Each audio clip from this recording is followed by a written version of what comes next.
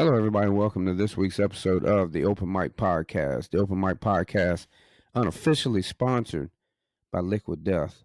Why just quench your thirst when you can murder? Do a 187 on your thirst. Liquid Death, flavored water, flavored soda flavored water. Liquid Death's got so many flavors out there: severed lime, Dr. Death, cola flavored.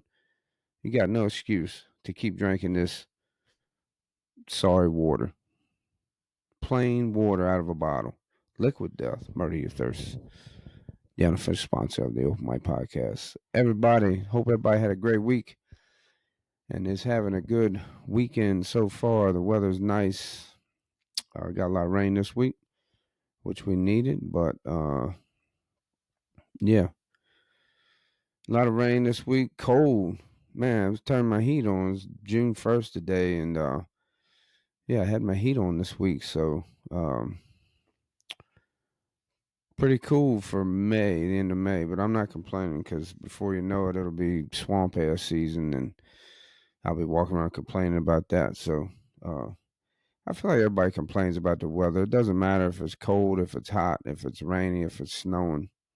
Somebody's always going to complain about the weather. The good thing is you're still allowed to enjoy the weather, no matter how good or bad you may think it is. But um, yeah, this time of the year, this is spring. This is typical spring weather. I feel like we don't know what we're going to get year to year anymore. Some days or some months it seems like it goes. You get two seasons out of a year: summer and winter, right? And then sometimes you get a spring and you get a fall. This year feels like one of those years we're going to get a spring. So, and we have a spring, but I think it's I don't know when the first day of summer is. I should know this stuff. I can't keep up with that stuff anymore. It's like, man, when you get older and your hard drive starts getting full, you start forgetting like simple things. Um, it's just funny how your brain, like how you retain information in your mind, like how it decides what is and is not important, what needs to be kept and what needs to be like discarded. So, um, but yeah, June 1st. So yesterday was May 31st, the last day of May. And um, as many of you know, I was participating in a Stop Soldier Suicide charity for the month of May. May is Mental Health Awareness Month. I chose Stop Soldier Suicide as a charity. Um, I did a ruck every day. The last week or so of May, I slowed down. I was just had some issues. My feet were bothering me. My ankle was hurting me a little bit. So I took a few days off and did not ruck, did not walk. Just kind of rested. And so, but overall, we hit the $1,000 goal. We actually went over the $1,000 goal by a little bit. So everybody who donated to the charity, everybody that reached out with words of encouragement, um, you know, I appreciate all the support through that month. It was the month went by pretty quick actually. So um, and so yeah, I felt like it's good and continuing to walk. Not every day like I was, but I've cut it back a little bit.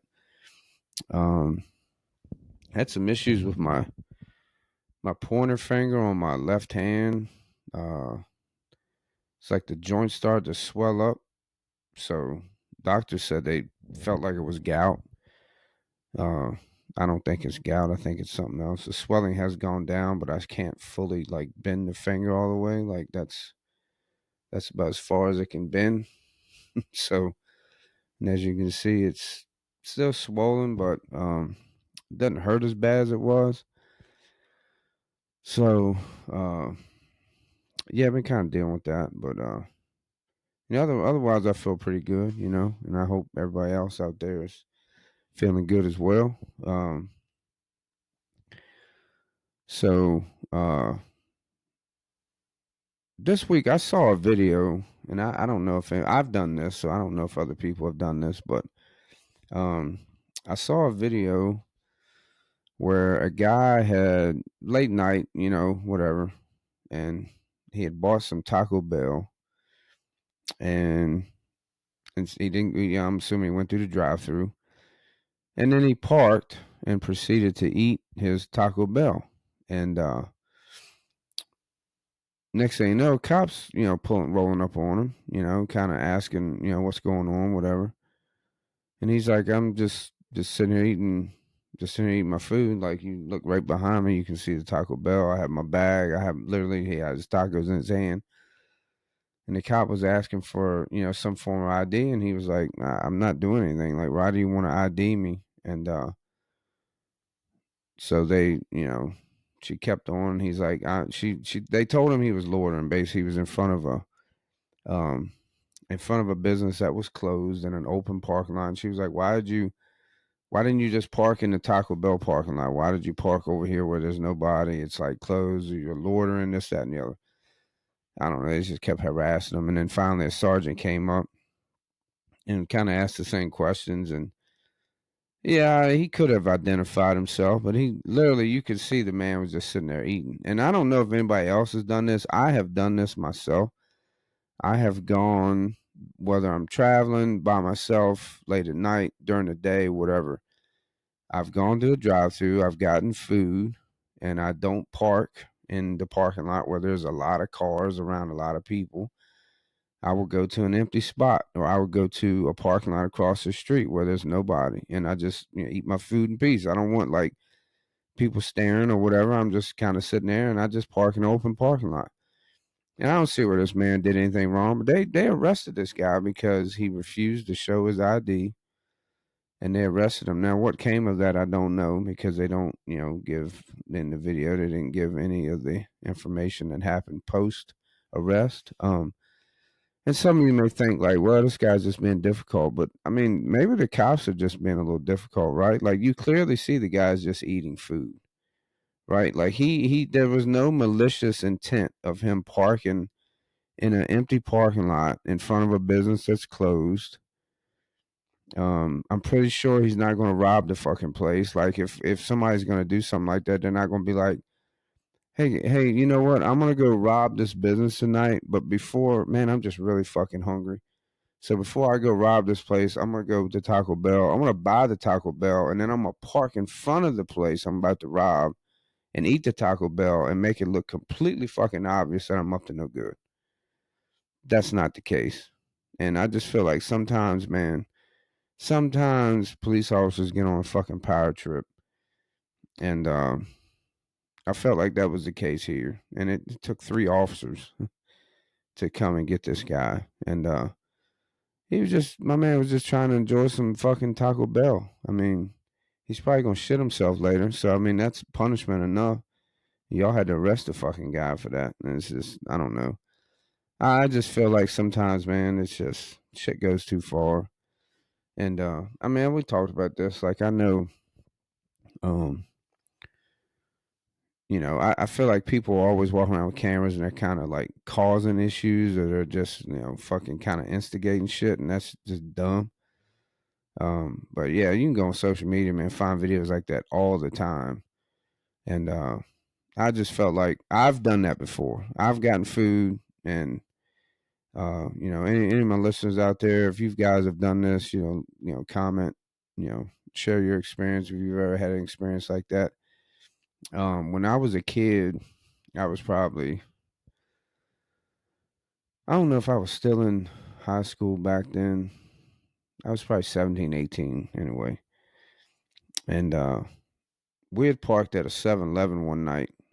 And for people listening don't know what 7-Eleven is, it's basically like a convenience store. They sell gas, they sell, fucking food, right? Like, you can get hot dogs and big bites and chips and all that stuff. So, Slurpees. Anybody knows what a Slurpee is, comes from 7-Eleven. But um, we went there, and I hung out with some bad people when I was younger. I don't want to say bad people. They just did things that probably shouldn't have done legally. So, and you kind of you're guilty by association, right? And so we was at the one of the 7-Elevens, and we went inside and got food. And they have signs clearly that say no loitering, no trespass and all that stuff. But I asked the manager inside, like, hey, is it okay if we bought food? We're patrons here, right? Can we just sit outside and eat our food? And he was like, yeah, we ain't got no problem with that. So, we're sitting on the bed of my truck, sitting on the tailgate eating. Cop pulls up. He's like, what y'all doing? Like, just kind of sitting here eating, hanging out. You can't hang out here. It's no loitering. It's like, yeah, but we bought this food inside the store. Yeah, I don't care. It's no loitering. What the manager said though, the cop was like, I don't care what that manager says. That sign right there says no loitering. You're loitering. It's like, no, we patronize this business, right? Like, I don't consider that loitering. Maybe by the definition of what loitering is what we were doing, but I don't know. I feel like this cop just had it out for us, and so it escalated, right? And I'm a kid. I'm defiant. A lot of teenagers, and I pretty much without saying whatever. I told the cop like I just felt like he was out of line, and I don't know if it mattered. I think it did, but a lot of my friends growing up were African American, and I feel like we were profiled, and um, I felt like we're singled out because of that. I mean, that's just my opinion, but that's how I feel. And usually I was the only white guy, so um, I don't feel like I got special treatment, but I also stood up, and spoke up against this bullshit. And so I went to reach in my truck, to set my drink or whatever down, and the cop put his hand on his pistol, like on his firearm, like he was about to draw it on me. And I was like, I'm a fucking kid. I was probably 16, 17, 18 years old. Now I know most people think an adult, you're 18. You're not an adult at 18. I'm sorry. I don't, that age, that numbers doesn't make you an adult. Um, so that scared the shit out of me. Like, no, like honestly, uh, I didn't have a cell phone. Like nobody had cell phones back then. So I jumped on payphone and called my dad. Like, come up here. And my dad knew the cop. I mean, back then, everybody kind of knew all the cops in this town. It was a small town. So my dad came up, and fucking, pretty much told the guy, like, what the hell's your problem? And even the manager came out and was like, they're not hurting anything. Like, what are you doing? I just feel like, man, sometimes police officers get a little bit of, they get on a little bit of a power trip. And not everybody's cut out to be a police officer, right? Like, you can go through the training and you can do all that. Um, but not everybody's cut out for that line of work. And when you're given a little bit of authority, like a little bit of power, if you never had anything like that and you don't kind of know how to handle it, you can I could definitely see where it's mishandled, and I feel like a lot of police officers do that. Um, I think there's a lot of good police officers out there. Don't get me wrong, but like we've always said in the past, bad news sells and negativity. People want to see that shit on TV and everything. So anytime there's a video, a cop doing something they probably shouldn't be doing, it's going to get broadcast and it's going to get blown. Everybody's going to see it, right? But that was a bad experience that I had, and it didn't make me respect them anymore. So and because of the vehicles I drove back then, with tinted windows and all that stuff, it's just like you kind of make yourself a target for the police to just kind of pull you over and mess with you, right? And if they pull you over for one thing, they're going to check you for a lot of other things. It's just, and then like I said, you kind of hanging out with the wrong crowd, and then they think you're participating in the same activities they're participating in, and um, eventually you grow up, right, and you don't become as defiant. Um, or you can be defiant but be respectful, right? I think I was probably defiant and disrespectful at the same time, so I had a lot of growing to do, and I did, right, and I learned, and but yeah, I've sat in the parking lot and ate food, and this guy clearly was doing that, and it probably should not have been arrested for that. And I hope that he was released, like he didn't go to jail for that. I hope he didn't pay any fines or anything. He just didn't feel like he needed to identify himself because he didn't commit a crime. He didn't do anything. He wasn't doing anything wrong. He's just in a parking lot, open parking lot, eating fucking Taco Bell. So, um, but yeah, anybody that's ever done that, man, just drop a comment. Let me know. Let me know your thoughts on that. Shoot an email, Open Mike Podcast 76 at Outlook.com. Shoot an email, share your experiences. Let me know. Um, this week I posted a video on Instagram talking about in the 80s and the 90s, probably into the early 2000s, there were these small, like mom and pop car audio shops, right? And they weren't just car audio, they did, mobile electronics. That's what we'll call it. So, um, I know because I used to hang out. There was a local shop. There was a couple shops here, but I used to hang out at one, and I ended up going to work for them at one point. And it wasn't just car audio. We did, remote starts and car alarms, and a lot of people had like these permanent mount phones in their cars back then. The old like cell phones were perm mount, so they literally were like mounted in the phone. They just stayed in the, and they mounted in the car. They just stayed there. And I mean, we did pagers, activation, we did cell phones, like they did all that stuff. But mainly it was car audio, stereos and speakers and amplifiers, and we did a lot of custom work. So, um, but I posted a reel on Instagram this week talking about what happened to all those shops, right, from the 80s, 90s, and early, very early 2000s. And from working in one, I can give you my experience and my opinion on what happened.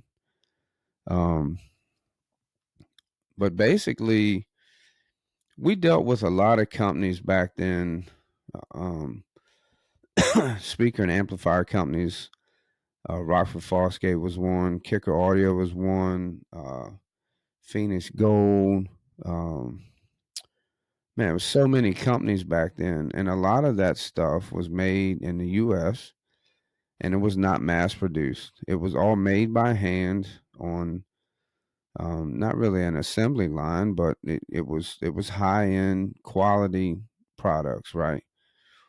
And a lot of these companies only sold to these small independent, kind of, they're not really mom and pop, but kind of mom and pop, companies. They were all usually locally ran, and so a lot of these car audio companies only sold their product to companies like that. They didn't sell to big box companies, and um, they didn't mass produce, And I felt like the quality of product was better. Now you had like Sony and Alpine, a lot of the head unit, like the radio companies. Now, of course, you could buy those in big box companies. You had like Circuit City, who went out of business, but you got Best Buy, and you got Walmart, and you got like Crutchfield, who's not a big box company, but they're bigger, but still a smaller company. But those companies, man, they buy items in bulk, right? And so you get a better price. Like when you go to a manufacturer and you say, "All right, I'm gonna buy 5,000 of your product," well, you're going to get a better price because you're just buying more. If you say, "Hey, I'm only buying 500," well, you're not going to get the same price. And then a lot of these companies would set like prices, like what you are allowed to sell their product for. I don't know if anybody listens ever done retail. I feel like everybody at some point in your life should do retail just so you understand how things work, and also how you see how shitty people can be when you work retail. But yeah, so we would get, you get product in, and the manufacturer would say, "Hey, here's our suggested MSRP," and it would have a range. It would have a low end and a top end, and you could sell it for anywhere between that price point. And I mean, ultimately, you could sell it for whatever you want, but yeah, there was repercussions if you tried to go too low or too high. Um, A lot of companies, they would get to a point they didn't want to work with you anymore or whatever. They wouldn't sell to you. So, um, and the problem is, like, when you're a small company like we were, we didn't buy. If there was a Sony head unit, we might buy like 25 units, right? Because you didn't sell that many, or probably not even that. And this store, the store I worked for, he had 3 stores altogether. One here where I lived, and there was 2 more. And so, people come in and your price is a little bit more. And but what happened is a lot of these companies like Rockford Fosgate, Kicker, and that were not mass produced. They moved their manufacturing out of the U.S. overseas, and they started mass producing product and selling it to big box stores like Walmart and Best Buy and Circuit City, and they would instantly go to the lowest MSRP price they were allowed to sell it for. And we just simply couldn't do that because a lot of times the cost they were selling it for was less than what we paid. So if we were to sell it for that price, we'd be, you lose money. And that is not sustainable. And then people, of course, they're worried about the bottom dollar. Like, hey, if I can go here and buy this same product for $50 less, well, that's what I'm going to go do. But what they didn't understand was, in a lot of companies, like these small, mom and pop companies, man, they take care of you, right? Like, um, big corporate companies, man, you're just a consumer. Like, they don't care. We built relationships. Like, when you deal with small company businesses, you build relationships with your clients, right? You build relationships with the people who patronize your business, and not really personal. Like, sometimes you might become friends with people that you deal with, but you take care of them, you look out for them. And these big companies, they don't do that. Like, they don't. There's not that personal relationship there. So it would, a lot of times, what, because we were basically being undersold and people didn't care, they would just go to the other places and spend less. But a lot of times they would then bring the product back to us and say, hey, can you install this radio? Well, why didn't you buy from us? Well, it was more expensive. So it's like, and then you got labor fees that you charge. And a lot of times, if you bought the product from us, the labor fee would be a little less, right? But if you bought the product somewhere else and brought it to us, our labor fee is going to be more. And that was an advantage of dealing with us, right? Like, $100 to install a radio, but if you bring it to us from somewhere else, it's probably 150. And people never understood that, right? And it's like, so then say they bought us a product, and a month later that product went bad, and we got to take it out for you to be able to send it off and get it repaired or whatever. Well, we're going to charge you for that too, because it's not our product. Like, even though we might have sold that same brand or that same model, you didn't buy it from us. So I'm going to charge you labor for having to go in there and pull it out and send it, and you can do whatever you want to do with it. And then you bring me another one, charge labor again for install. If you bought it from us, we didn't do that. We warranted our work and our products. But over time, you keep having to compete with these companies, and you just can't do it. And it just becomes a strain because people are just willing. They're just rather save money, right? Which I can understand. But in the long run, they weren't saving any money. And I think it just became a strain on a lot of these small companies, and it was hard for them to stay in business. And the one I worked for, that was probably one of the reasons. It was some other personal reasons the owner had. Um, but to me, that was probably one of the main reasons. And then you had the increase of online. Um, People had started to buy a lot from like eBay, and a lot of companies had online, ways you could purchase product online. So, and it was always cheaper. So people started doing that, or they started buying like refurbished products, which you can also get cheap. Um, and then you had, like I said, basically, um, I just think some of that stuff faded out too. We did a lot of big stereo installs. We're talking about like I had four I had 4 18-inch subs and the one truck I had, and I had like 8-inch subwoofers in the door for like mid bass. It was a lot. Like I had a lot going on.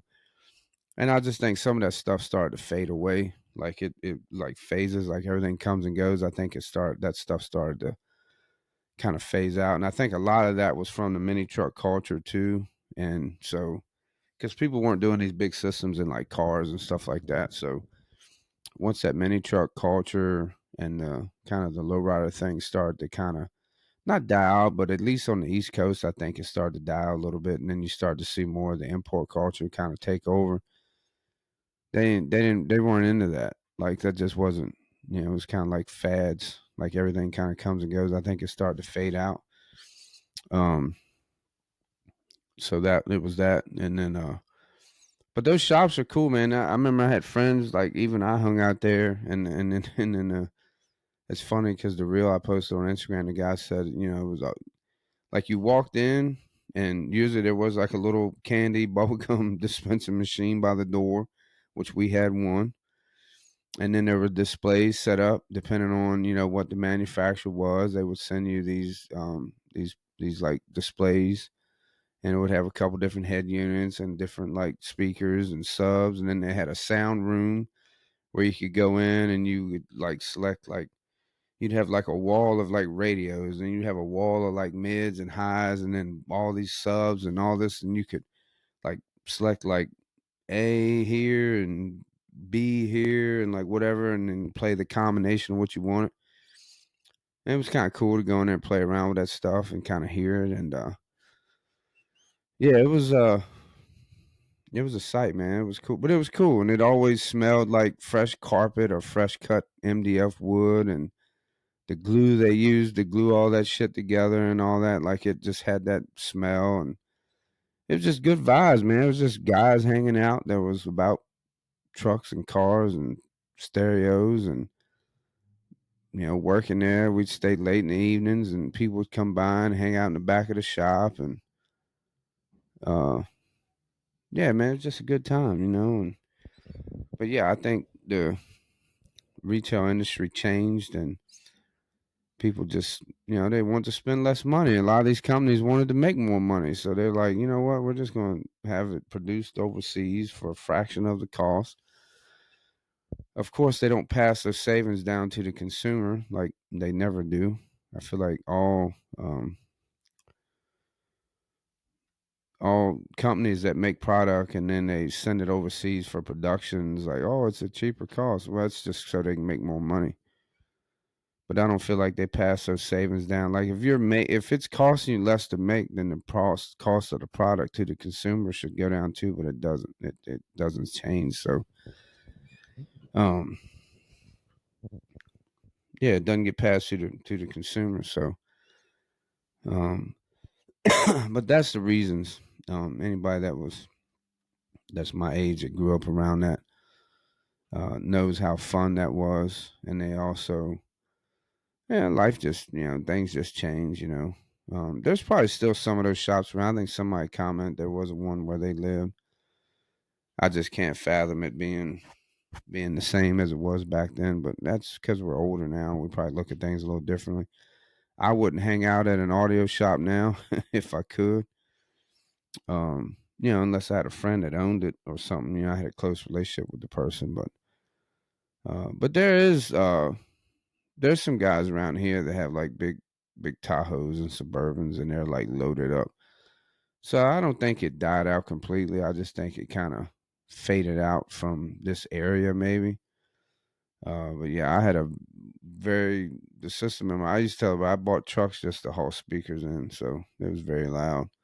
And there was a couple other guys around that they were loud, and I feel like we were probably some of the loudest in the area. We used to go to like these competitions. Like if you went to a truck or car show, they usually always had like a bass competition, and they'd put like a decibel meter in the vehicle, and then you had like these bass CDs that would play, basic music that was mostly all bass, or you had like these CDs that would just play like hertz, like different like frequencies, and to see who had the loudest, whatever. I think mine was set up it really wasn't set up for that SPL like competition, but I did compete and won a few times. But they didn't put warnings on the boxes like they do now. Like they tell you, anything over a certain decibel level will cause permanent hearing loss, which I definitely have. And I definitely think it was done because of that. I mean, we'd ride around for like 2 or 3 hours of that shit playing probably well over 100 decibel. It's like being at a rock concert every day of your life. Well, eventually that's going to do permanent hearing damage, and I definitely have that. So, um, but I mean, there was times, man, I'd sit in vehicles and like it would make you disoriented. Like the bass would hit so hard, you were just like fucking like all dizzy headed and shit. Like, or it'd, like take your breath, like you feel like it was making your fucking heart, beat all out of whack and stuff. Mine was kind of like that. It was one of those crazy. Like there were people that would literally get in there and I would play it and they would get out like just said like, man, that hurt. Like just sitting in your truck hurts. So it's crazy, man. But uh, I took pride in a lot of that because I did a lot of my own work. So a lot of people don't do that. But yeah, those shops were cool, man. It was cool and it was a good time and a lot of nostalgia there. So that video, that reel I posted, anybody listening that can relate to that, feel free to drop a comment on here and let me know some of your experiences. Shoot me an email. But yeah, um, but the culture, right? Like um, that whole '90s, like 2000s, early 2000s. I feel like that's when it started to change. Was like the mid 2000s because I did get into imports. I had a Honda Accord station wagon. It was actually in Super Street magazine. If anybody listens, remember Super Street. I don't know if the Super Street magazine still around. I don't know. But I had a Honda Accord station wagon that was in Super Street magazine. And it wasn't anything. It wasn't like a big spread on the front or anything. But I thought it was cool to see my car in a magazine. So, um, yeah, I kind of got into the import. That was my first in the car import, scene. And then I got rid of that. And when the Scion started when they came out with the XB and XA, I loved the XBs because I always liked those little like Japanese like key vehicles, like micro vehicles, and that the XB, the old box, it just reminded me of those. So I fell in love with that, and I bought one of those brand new off showroom floor, 2004. It was white, and that was all done. I did put a lot of work into that. I remember when I got rid of it, man, I regret. It was like regret the next day. I tried to go back to the dealer and get it back, and they'd already sent it off to the auction. I tried to track it down. I never could. I never could find it. I wanted to buy that car back so bad. It was like probably one of the cars I'd owned. That was probably honestly the best car I've ever owned. Like that little Scion XB. Like it literally took no maintenance. Very small gas tank. I think it only was about 10 gallons, but that made it light. So, I mean, you got over 30 miles a gallon. And it wasn't a horsepower heavy car by any means. I don't even think it had 100 horsepower. But it was just a cool car to drive. It was a manual. And it was just, I don't know, it was just a little box. It was like driving a go kart kind of. That's what it reminded me of. It was just a fun car. Um, but it was, it was lower and had carbon fiber hood, carbon fiber hatch, carbon fiber wide body fenders, carbon fiber rear wing. I had a lot of work. I mean, there's a lot of work went into that thing. So, and then from that, uh, I had a couple different things in. I bought like a big Dodge, a full size. I got rid of that, and then I had a Dodge Caliber SRT 4, which I only made 2 years of those. It was a very fast car, but it had a lot of issues. So I ended up getting rid of that, and I ended up with a 2010 Scion XB, which at that point, the second gen of the Scion XBs, it went from the boxy to like the overseas they were called a Toyota Corolla Rumyon. So there weren't anything like that XB anymore. Uh, But I had a special edition. It was Voodoo Blue, had body kit and all that on it. And I did a lot of work to that and had air ride suspension. I ended up having a big system in that. It was two 15s in the back. So I've had some systems over the years, even after I felt like I kind of grew out of that phase. It was just nice to have it because it was impressive. Like people would open the door and be like, wow, what the hell? Then I had another XB that was probably a full ended up being a full blown show car. It was wrapped in a chameleon flip flop kind of wrap, and it had copper plated wheels and a lot of all the interior was completely custom. Um, that was a nice car. The hell, no, I don't want to see that. Um, that was a nice car, and it had same thing, a lot of carbon fiber parts, and a lot of work went into that car. And I sold it, and I regret selling that car. And the guy I sold it to, it was for his son, and literally they completely changed it. Took all the air ride off, took the wheels off, put some crappy like rep wheels on there. I had these really nice 3-piece wheels. Like I said, the faces were like um were copper plated. I had an alternator because I had a system in that car too. I had a copper plated alternator to match, which I never put on, but I gave it to him when I sold it. And anybody knows me remembers that car. Like it had, crushed. I had like it was like a flip flop chameleon. It was like a purple and it would change color. It was cool. And but I had like this crushed velvet purple like headliner and all the plastic was all done in that. And then I had like diamond stitched seats, leather seats. And I did some of the diamond stitching material on the door panels and the center console, and I did a lot of that myself, man. When I say I build, like when I build or something, I build it. Like, you know what I'm saying? Like I don't paint, I don't do that, but the suspension work, the interior, like when I do it, I do it. Like it's my thing. That's what I like to do. It's like a hobby. So, um, and then from that, it just, I don't know. I got into had a couple more of the square bodies over the years, the old XBs. I just love those cars, man. So, but then I had two Lexus LS 400s that were bagged and were great cars, but I ended up getting rid of them. And now here we are with the 1993 Mazda V2200. Picked up a camper top for it over the weekend from a guy that needs some prep work before it needs to be painted to match the truck. Worked on door panels this week, kind of wrapped them up and just been doing little odds and ends. Just like I said, the truck needed a little TLC. It been sitting for a while, so just been working on that. And but man, I love driving it. Like I've talked about that. I feel like people probably getting tired of hearing about it, but it's a hobby. It's my hobby, and it's what all this, video games and typical guy stuff, right? Football, cars, and video games, right? Like, do we ever grow up? Do we ever get to a point where we outgrow those things? And I don't think it's not growing up. I think we're grown up. Like my bills are paid. I own my house. You know what I'm saying? Like, but we all need outlets. We all need things that um keep our sanity, right? Like whether some people it's painting, right? Or for some people it's everybody's got a hobby. Everybody's or if they don't, they should, right? Everybody needs something. Some people love to paint. Some people love to color. Some people just love to go out and walk. Some people just sit and chill, listen to music. Some people play sports. Some people work out.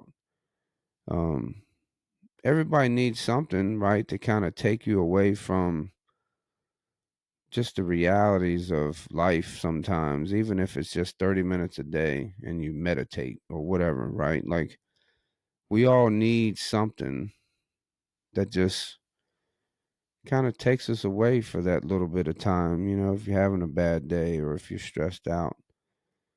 And it may not be every day, right? Like, and it can consume you. Like, I feel like a hobby or something like that can be something you start to um, obsess. Maybe that's a bad word, but you can't take it too far. You know what I'm saying? So it's a fine line. Not that it's an addiction. I guess it could become an addiction, but um, we just all have something, man. We got to have something that we enjoy. And I remember when uh, I had this house one time. I had a couple acres of land, and it was the first time I lived outside of the town, more in the country. And people were like, man, I hate mowing grass, hate doing that. Man, I honestly, I didn't mind going home and mowing grass on Fridays or whatever day I chose, because I'd put my headphones on, I'd turn my music on, or whatever, and would just get on the ride mower and ride and mow, and push mow some of it, and weed eat and all that. But to me, it was relaxing, and I was proud that I was capable of purchasing a home that had land that I was proud of having that. I loved going out and cutting my grass, because it was like, hey, I've put in a lot of work to get to this point in my life where I can have these things and I can do these things, and I wore it like a badge of honor. You know what I'm saying? And owning a home or whatever isn't for everybody. I know some people rather rent. They don't want the responsibility of having to fix stuff when it goes bad. They'd rather just call somebody and not have to financially deal with that. But I don't look at it that way. I look at homes as an investment. So um, I think it's something to be proud of, man. You bought a house, and it's your house, right? You do what you want to do with it. And so I enjoyed mowing grass. But anyway, it was like not a hobby, but it was that for that day. No matter what happened early on, if I had a bad day or bad moments, I don't like saying we have bad days. I think we have bad moments throughout the day. But a bad day is a day you miss. That's a bad day. We don't want that. So you'd be stressed out or whatever. You'd come home. I'd come home, get prepared to mow grass. And I'd get on there and mow, and just, if I had things on my mind or whatever, they would just melt away while I was mowing. And it was like kind of therapeutic. It's like people that get in the garden, right? They come home, they plant, plants, or I have friends of mine that do that stuff, and they love it. They enjoy it. That's what they do. It's what they like to do. It's like a hobby, man. And I think we all need that, because we get too caught up in the rat race of life and living and not enjoying. We're just living, but we're not enjoying what we live. Man, I kick a dead horse, man. I say this all the time, but life is we don't know when life's going to end. Everything has a start, everything has a beginning and an end, and we don't know when that end is with anything. Like this microphone I'm using right now could just stop working. My computer could stop working. Everything. You don't know, man. So you better enjoy what you got. Live in the moment. Because if you live in the past, you're not going to enjoy the day. And if you worry about tomorrow, you're not going to enjoy the day either. Can't control what happens tomorrow. I can only control what happens today to an extent. But too many people are just out here, just they're living, but they're not enjoying what they're doing. And you got to have some enjoyment in life.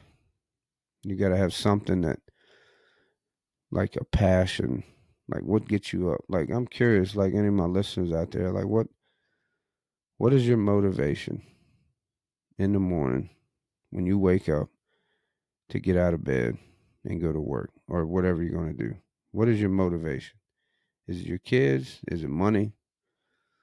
Is it, what is it? Right? Like, what is really motivating you to do the things you do? And, yeah, I'm just kind of curious, what some of my listeners' thoughts are on that. Like, what keeps you going? What keeps you motivated? And, it's anything worth having, man, is not easy. If it's worth having, it's not easy to obtain. Nobody's just gonna hand you anything. And we need to stop watching social media and comparing our lives to everybody else because we don't know the path somebody took to get to where they are. We see people like to show all the good parts in their life. They don't show the downs. They show all the ups, and that's fine, but it's not realistic. I'd like to be as transparent as possible. I've had probably just as many bad moments as I've had good, but I try not to let those bad moments consume you. And when people see people and it looks like everything's just going their way, well, that's because that's what they want to show you. They don't want to show you they've had to overcome challenges to get to where they are. They don't want to, for whatever reason, they don't want to show that part of their life. They just want to show the positive. And I think honestly, if people showed what it took for them to get to where they got, if they're successful, I think if more people talked about that, the adversities and things they had to overcome or the amount of work they had to put in, like people on social media, man, that post like videos, like people that get paid on YouTube and whatever. I mean, you talk to most of them, they'll tell you, man, it's a grind. Like they're making videos and clips and reels like every single day, multiple days. Like, and it gets to a point where they got to edit all this stuff. And then they have to start, probably paying somebody to do that when they get to that point. It's not all, they put in a lot of work and they broadcast a lot of their life, over social media to get to that point where they can monetize and make money off of it. But most people think that, oh, it's so glorious. You don't have to work. That is work. That's a lot of work, actually. And it costs money to get to that point. They're not doing it with just a fucking camera on a phone and some simple, like a little setup like I have. They start out that way, but you got to grind, man, to get past that point if that's truly what you want to do in life as a career. Um, but a lot of people that home builders or whatever, whatever you do, you're a carpenter, you're a plumber, whatever. If you're very successful, man, share what it took to get to that point because nobody, it's rare. I mean, some people are given things and just giving hand, some people it might have a family business that was already established and it was handed to them or whatever, and that's fine. But they still have to keep that business going, right? Like most businesses, at that point, maybe those people's parents or their grandparents had connections with people and people chose to deal with them because of that. Well, I don't mean they're going to deal with you just because you're related to them. If you're not the same people, you might not have the same mentality on things. So it, it doesn't work that way.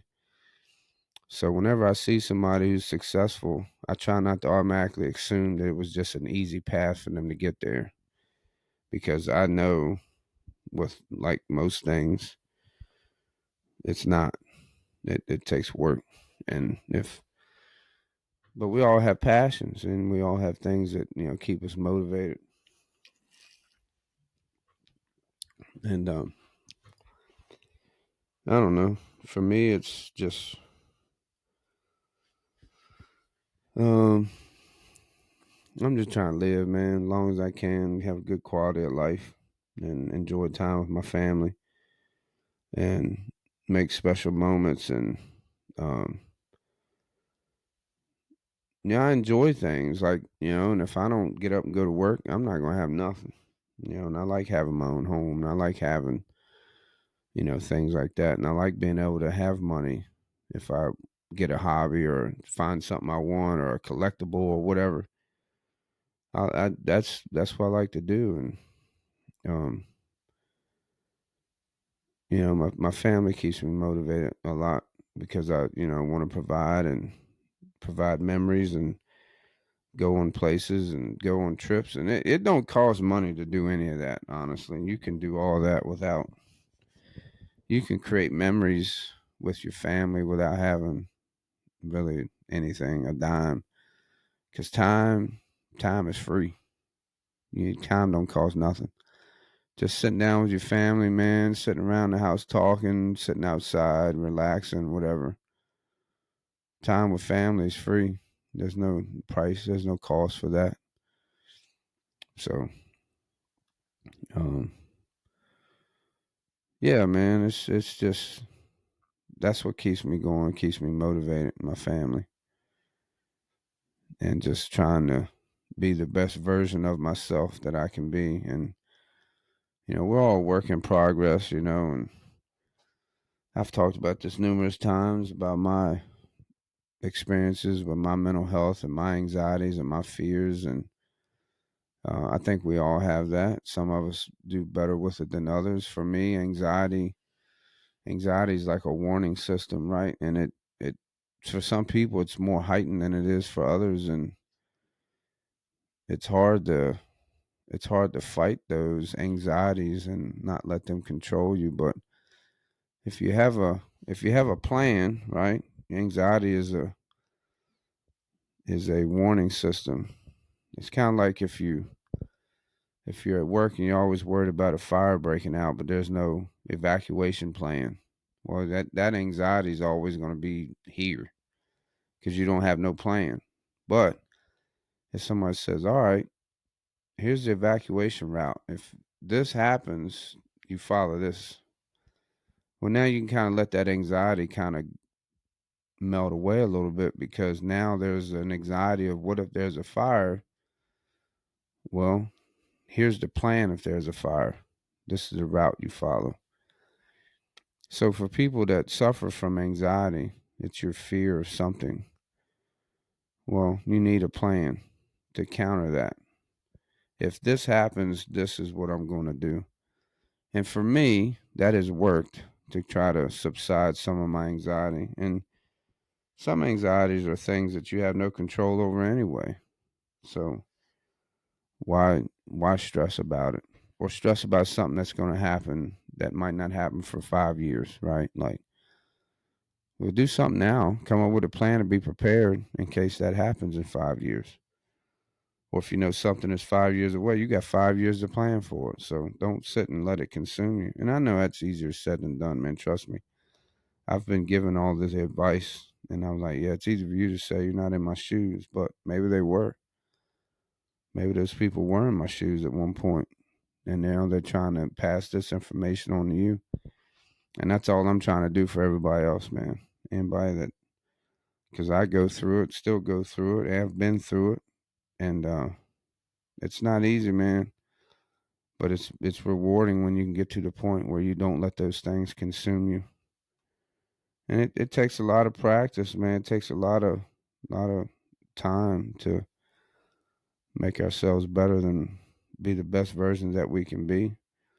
And some people don't suffer from those things and they don't understand when you try to talk to them about it. You go to them for advice and they don't have any advice because they've never experienced it. Or if they had, they knew how to handle it. They just didn't realize that they were just better at handling those things than others and they weren't conscious about it. Um, but that's just, if anybody wants to reach out, talk to me, I'll be more happy to talk to you about it and share, my experiences in life and things that may help some other people. I'm all about sharing knowledge, man. Like, I'm all about passing down what I learned and what people have taught me to others so they continue to pass it along. So I'm all about that. Um, but yeah, man, uh,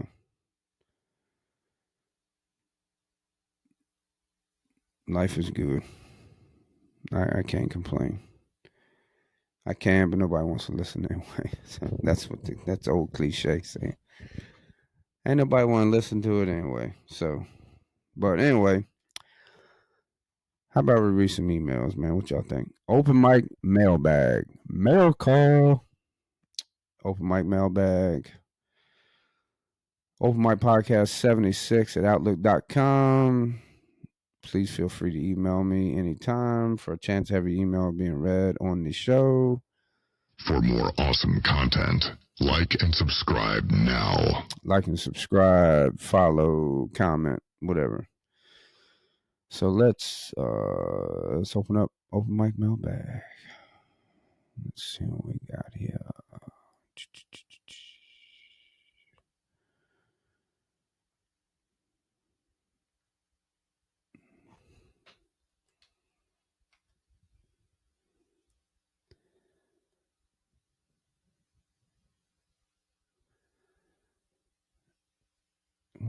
did not. Hold on. Oh, I know why.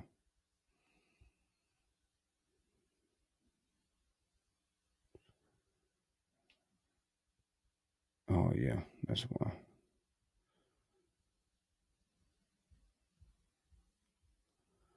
All right, hold on. Hold on. Let me log in my email. Hold on.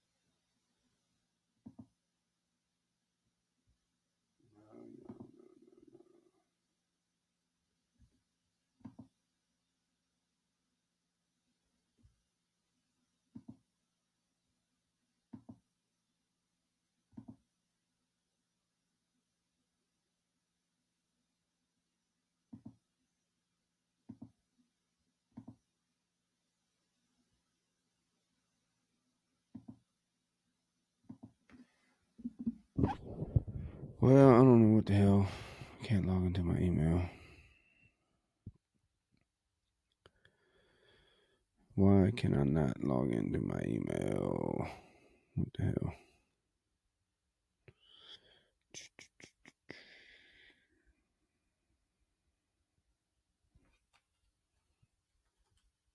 I had this logged up. I don't know why.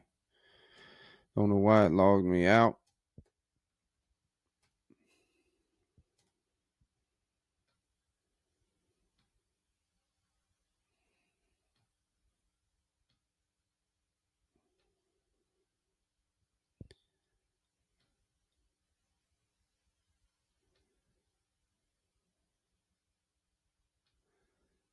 Yeah, there we go.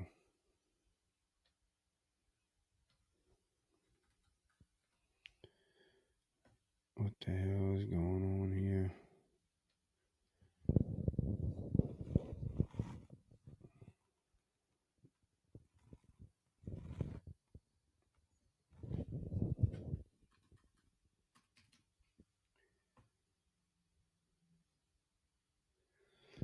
Oh my God, hold on.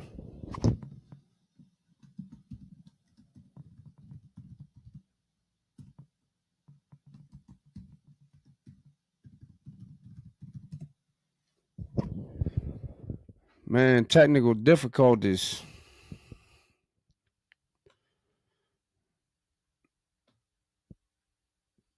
Oh man, I just entered that.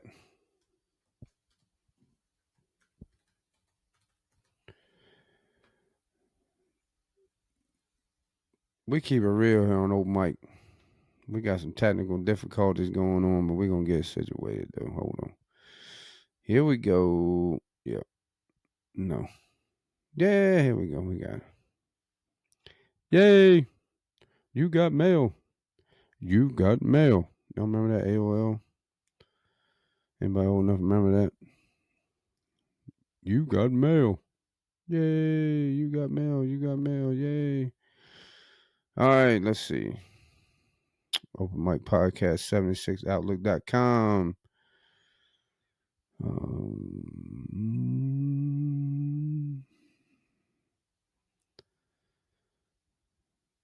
Here we go. Subject. My take on episode 13, transgender sports topic. Hey, Mike, appreciate how respectfully you handle the topic of transgender athletes. Not everyone agrees on how things should be, but the fact that you opened the floor and honest discussion was cool. More people need to hear stuff like that without feeling attacked. Thanks for the balance. Jamal, thank you for the email. Yeah, man, I tiptoed around that subject.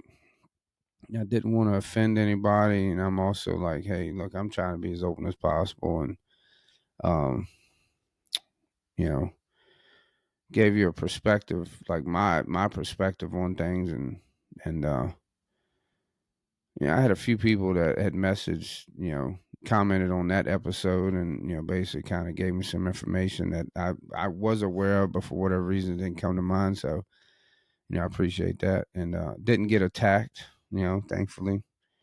Um, and from time to time, I like to talk about some of these things, and maybe some people don't want to hear it, and they don't, that's fine. I don't want to cross the line and upset anyone, but at the same time, some things are real and need to be talked about, and not everything's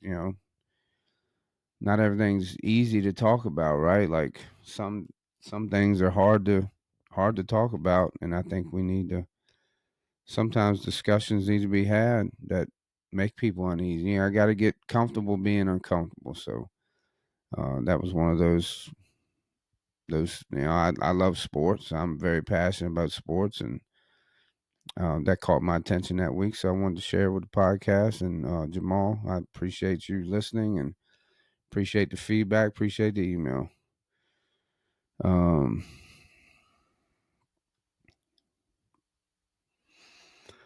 let's see. Here's another one. Let kids be kids. Childhood then versus now. Mike, man, you talked about letting kids be kids. That hit. We used to stay out till the street lights came on and drink from the hose. Now it's like everything's scheduled, sanitized, and tracked. Thanks for keeping that memory alive. Keep doing what you do. Rachel from Tennessee. Rachel from Tennessee. Rocky Mount, Tennessee. Rocky Mount, Tennessee. I don't know all the words of that song. Good old Rocky Top, Tennessee. Anyway, I don't want to hurt nobody's ears with my singing voice, but Rachel from Tennessee, appreciate you listening to the show and taking time to email.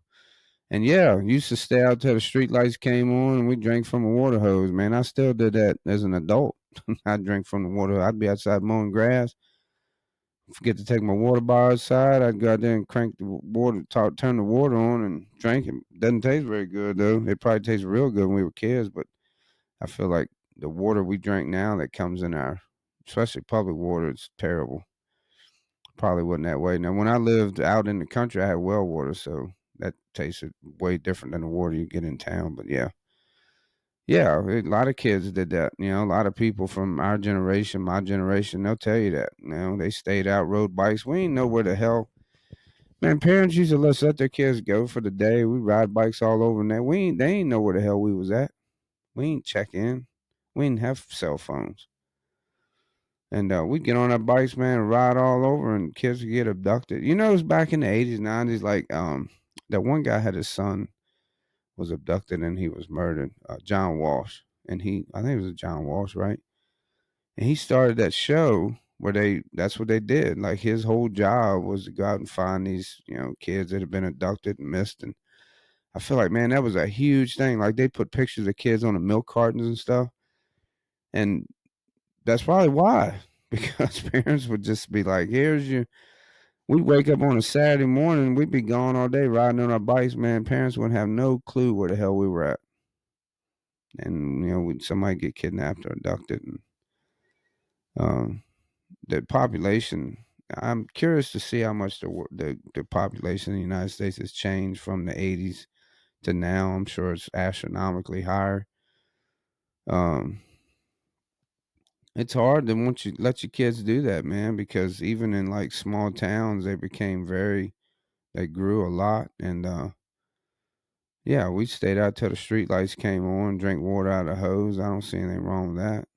Uh, I definitely would not, in this day and age, would not let a child do that anymore.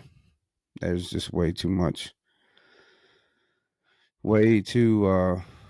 We have way more information on people and society now than we had 40 years ago. Wow, that just dawned on me. Like 85 was 40 years ago. So, uh, yeah, it's just a different world, and you have to change and adapt to it. And Rachel in Tennessee, I'm glad I was able to bring some of those memories back for you and uh, just, reminisce. We like to reminisce on this show. I like to reminisce anyway. If I hope everybody else enjoys. And if you don't like reminiscing, maybe you like to hear me reminisce. I don't know. So let's see. Let's do one more. One more email. Uh,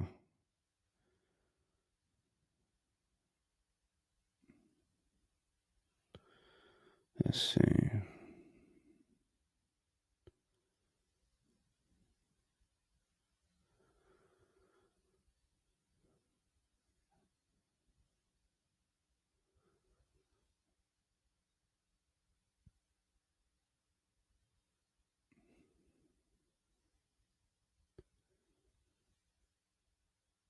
There's two here I'd like to read, but I need to pick one. I don't know. Man, I'll just read both. Fuck the hell with it. Subject: Mini trucks forever. Mike, bruh. I think I got rid of that soundbite. Bruh, you brought up mini trucks, and I instantly time traveled to high school. I had a lowered Mazda B 2200 with glow lights and speakers that could knock loose change out your pockets. Appreciate you keeping that culture alive on the pod. Bring on more of that throwback content. J. Rico. Rico Suave. Jay, I appreciate that. Appreciate that. Yeah, man. When I was in high school, I had an 83 Ford Ranger, had two tens. I thought it was loud. I didn't have no neon lights, but I did have trucks with neon lights. Hey, man, I'm all about bringing the culture back, you know what I'm saying? Because I'm trying to pass that culture on to the youth. I'm trying to let these kids know today what it was like back in my day when I was their age. And I think it's important to know, like, if you're going to be involved in sport or something, I think it's important to know the culture, the background, and where it came from. So I'm trying to keep that alive and hopefully pass those, my love of things and my hobbies through my family to pass those on so they continue that same passion. Um, so J Rico Suave. I appreciate the email. One more on paranormal stuff subject. I've seen some things too. Hey Mike, that paranormal story you told gave me chills. I had a weird one too. Cold room, footsteps, no one home. Thought I was losing it. You should totally do a full spooky episode. Ghost, witches, weird dreams. Let's go. Maya L. Maya, I appreciate the email. Yeah, that was. I've not had very many paranormal experiences. That's not something I dabble in. So I don't think I'd have enough content to do a whole episode on that. But I will say this: if anybody likes to share any of these stories, you got some paranormal stories, you got some ghost stories, you got some weird dreams, you got some whatever. If you want to share that information with the podcast, I'll be more than happy to put that information out there. Open Mike Podcast 76 at Outlook.com. Anybody has any stories they want to share, anybody relates to anything I talk to, please feel free to email me and share your information. Hit me up on socials. Like, comment, subscribe, follow. Tell me what you think. Good or bad, I don't care. I take all criticisms constructively. Um, but once again, I appreciate everybody listening. Everybody tunes in. Everybody takes the time out of their life to let me be a part of their life. And I appreciate you guys being a part of my life. And I love the hell out of everybody. And we're going to keep on keeping on, man. I know times are tough, but remember, uh, tough times don't last, tough guys do. Tough times don't last, but tough people do. Peace.